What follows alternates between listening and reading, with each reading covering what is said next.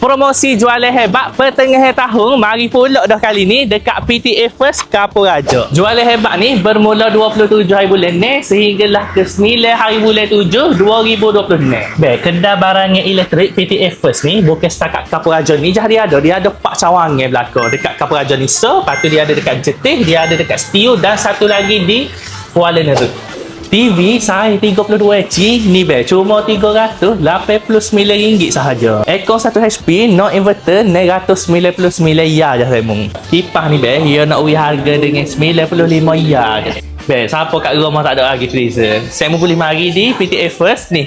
Ambil freezer Hisense 128 liter 5 star RM419 ya. Ni pula mesin basuh fully auto saiz 8 kilo. Harga berapa Harga cuma RM499 sahaja. Hok mana nak beli barang ribu-ribu tak ada PT, saya pun tak pusing. Boleh juga bayar secara ansuran dengan SP letter di PTA First. Nak cari mana PT RM8,000 nak beli PT sejuk. Dan ni abang jangan pusing. Dekat PTA First LG Subscribe kita ada buat bayaran secara bulanan. Direct LG. Boleh bayar secara bulanan. Dan servis dia pun berkala. Kita ikut kita pilih 6 bulan, setahun ataupun 2 tahun.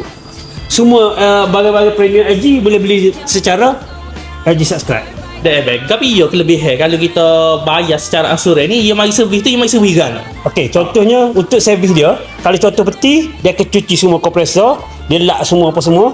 Kalau mesin basuh, dia akan cuci barang drum. elektrik di PTA First ni banyak sebenarnya ni. Cuma orang besar kita tak tahu. Macam-macam ada sini dengan mesin basuh, TV, aircon. Lepas tu pula macam dengan barang-barang kek super buraku ke, pelak ke, boya ke, boleh nak beli sini. Dia ada bahagian hot jual spare part.